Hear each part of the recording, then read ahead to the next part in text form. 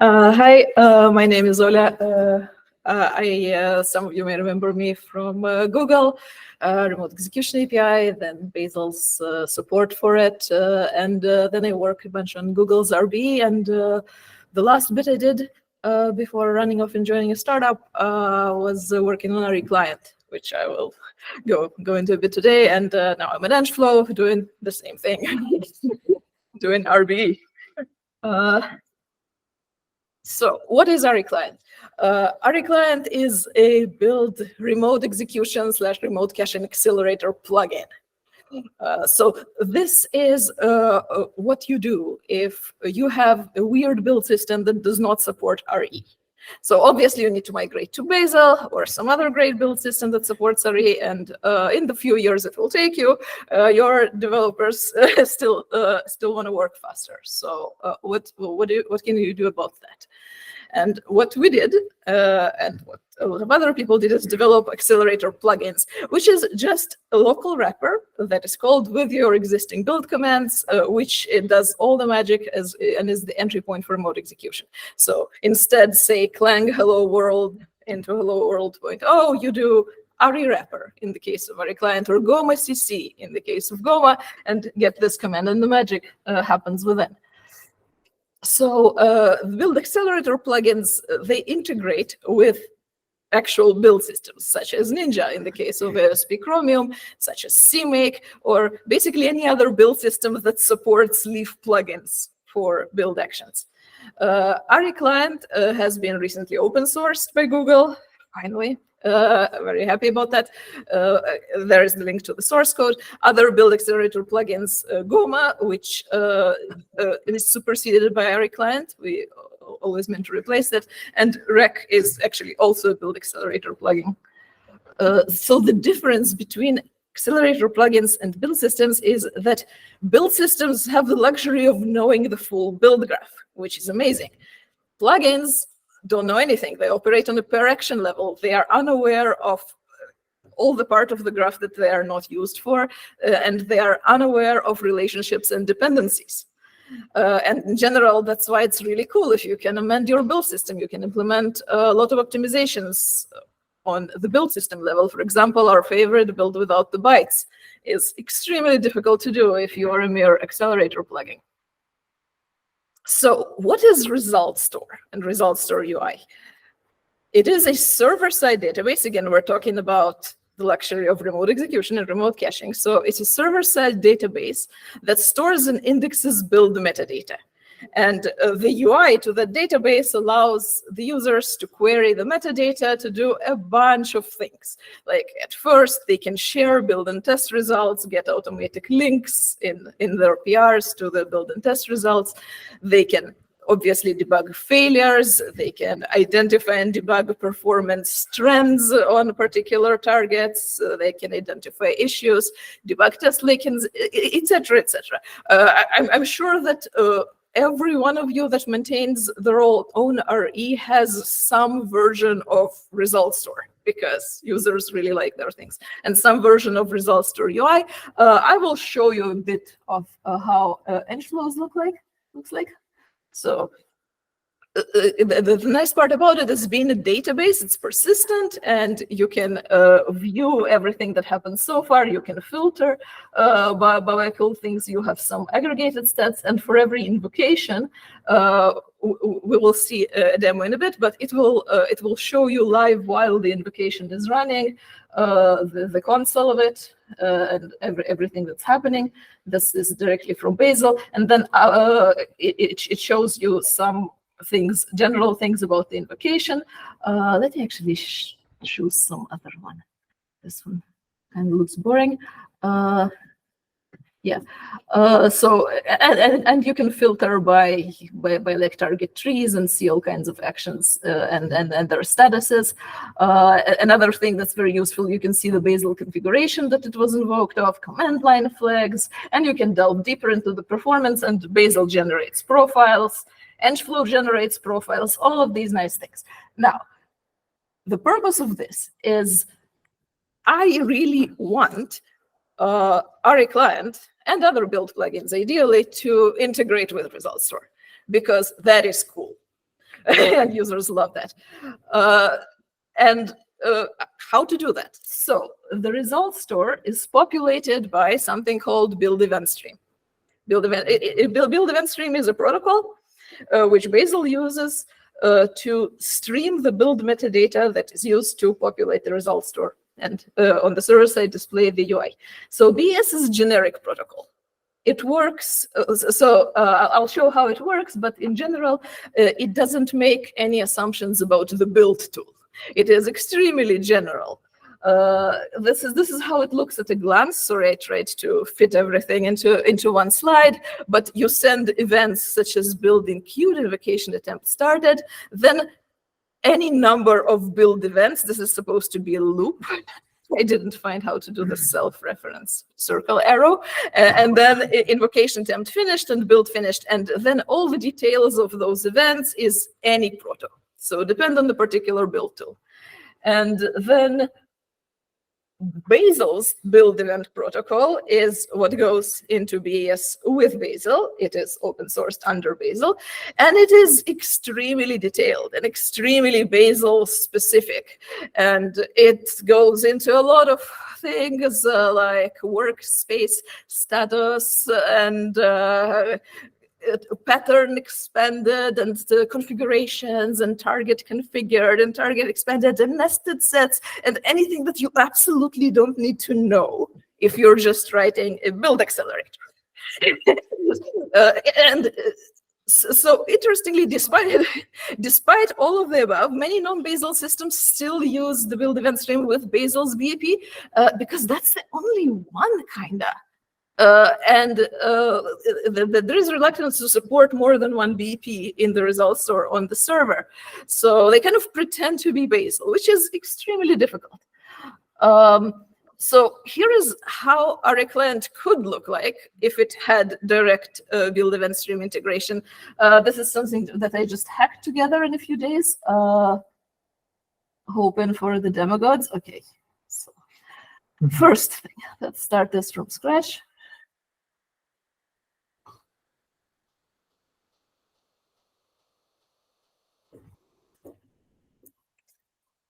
So I will be building a tiny part of Chromium. I am setting the BS service flag that I just added. I will do clean and I will build a tiny target called base. Sorry, I'm trying to. Okay, so streaming build results to something. Let's go to that link. It should be live. And here we can see something that's happening with our Reclient. So I decided to show just from time to time stream the progress of our Reclient. So it will show you how many actions it completed, how many of them were cache hits, how many of them remote executions. And also I stream every action. What is this action? In the beginning, it kind of pretends to be Bazel, to look like Bazel, but it's all a Reclient underneath and it completes. And you can see the configuration of it. The build tool looks like Bazel because it was hard-coded on our server, and I did not want to change the server. I'm pretending to be Bazel here. However, the build tool version, you can see that it's actually our client version, and it propagates some host name details. It did propagate what I was trying to build, which was base, and these flags, those are our client flags. Those are not Bazel flags. So it did propagate the configuration. It would have propagated the RE client profile. I didn't support it, but it would be easy to do. And more importantly, in the target tree, let's look at everything. This is everything it's built. And for every every action, you can look at its outputs and you can download any of its outputs. Those are just links to our server. A lot of things are obviously missing here, like what was the status of that action? Was this particular one a remote cache hit? Was it a remote execution? Was it a local fallback? What was the STD out, STDR? If it failed, it would be here, by the way. But there's obviously a lot of ways that we can improve this. This is just a prototype. Let's come back here. So as I said, this was 0 server-side changes. I just pretended to be Bazel. And my goal in this demo is to convince you of these things. First of all, I want to convince you that it would be really nice if our client integrated with Result Store.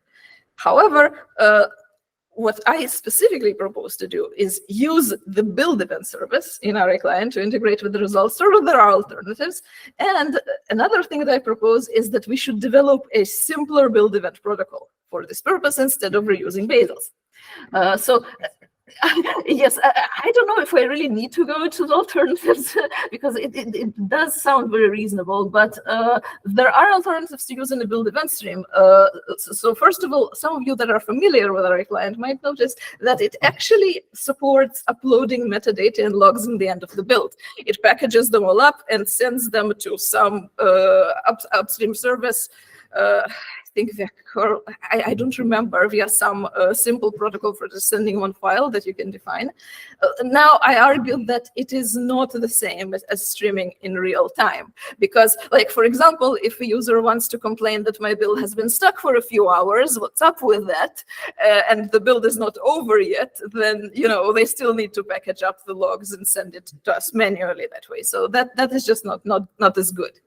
The other alternative is to use the Result Store REST API to modify invocation metadata directly, which, I mean, I didn't even know that was a thing, but apparently that is a thing. It's a very, very complicated thing, and you would need some server-side support that EngFlow, for example, currently doesn't have, and I do not imagine many systems have. So the build event stream was created specifically for this purpose, and that's why I argue that it is good to use it for that. Now, alternatives developing in UBEP, well, I kind of only see one, which just pretend you're Bazel. I guess it is convenient because you don't need to design and open source and agree to a new protocol. Well, strictly speaking, you can't pretend to be Bazel. Like, if you know BEP, you know that BEP is written for a build system that is action graph aware. Like, you actually are required to specify all your children actions in the graph. The only reason I was able, and other systems are able, to pretend they're Bazel and use Bazel's BEP is that the servers don't care. The servers kind of implemented the minimal support, so it's fine to relax the protocol in practice. There are plenty of other cons. Like, basically, of course, Bazel has a lot of fields and messages that Reclient and other plugins do not need. But more importantly, Reclient has some fields and assumptions that Bazel does not have.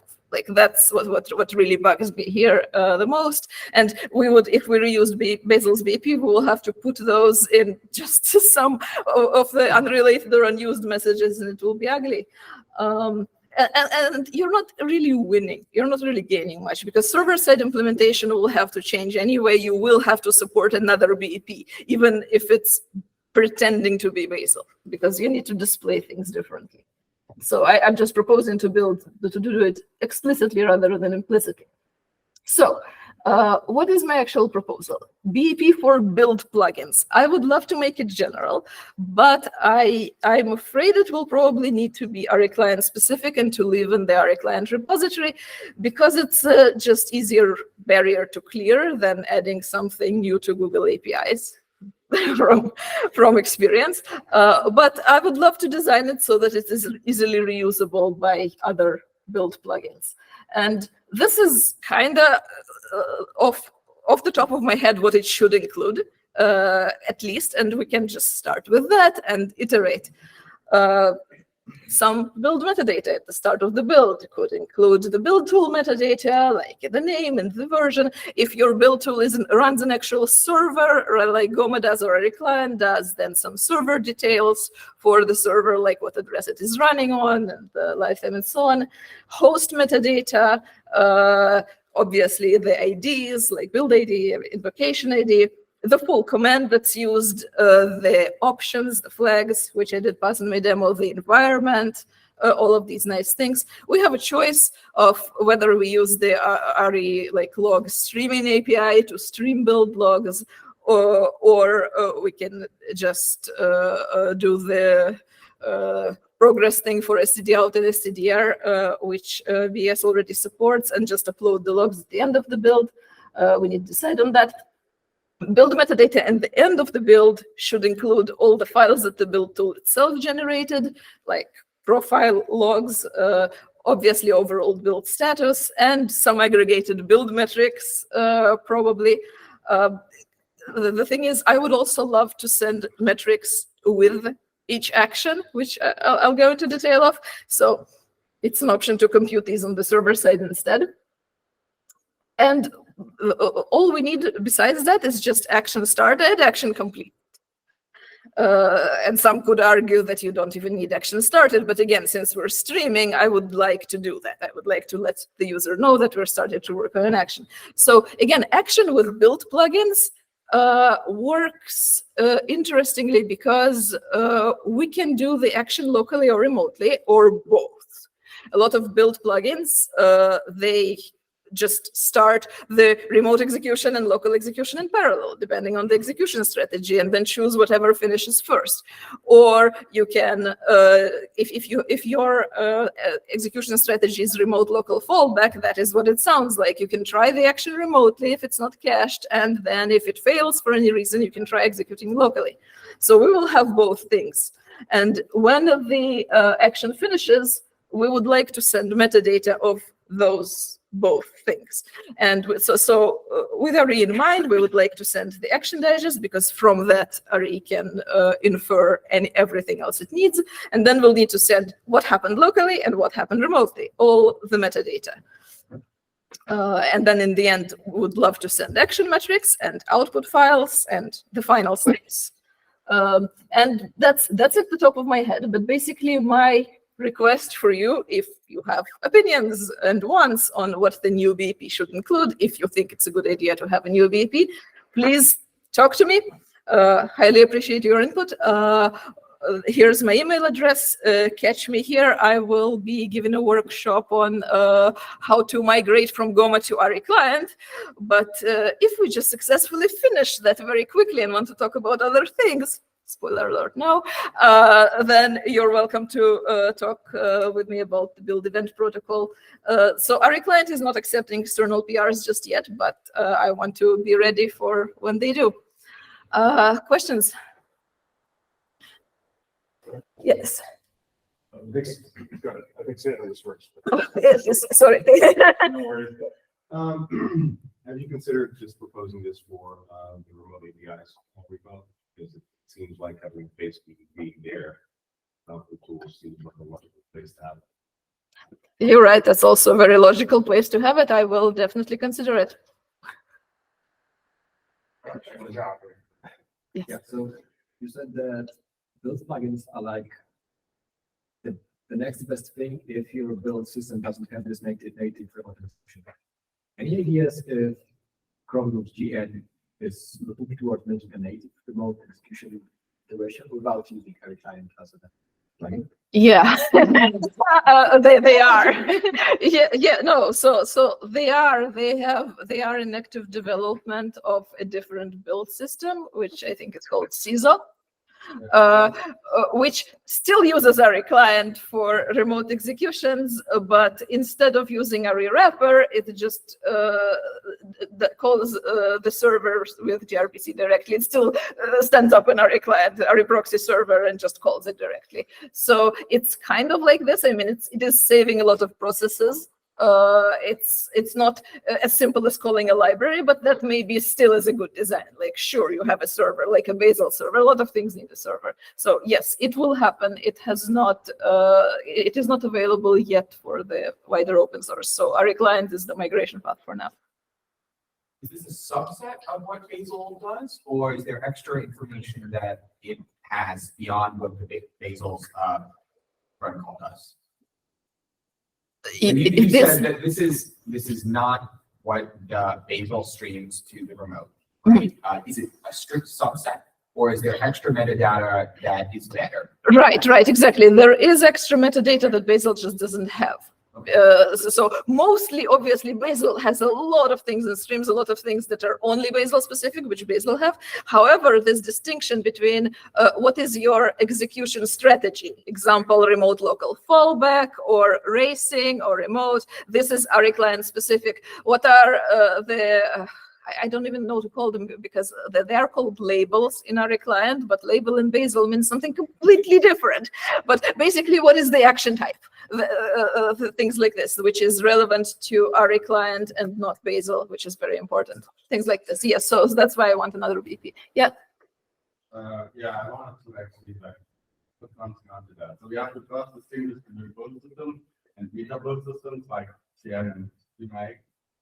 With CN doesn't actually run the build system.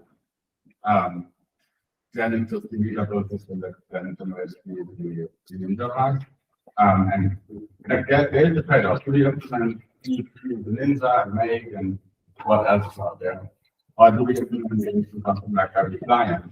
They have slightly different views of, like Ninja has this view of how this stuff. Reclient doesn't.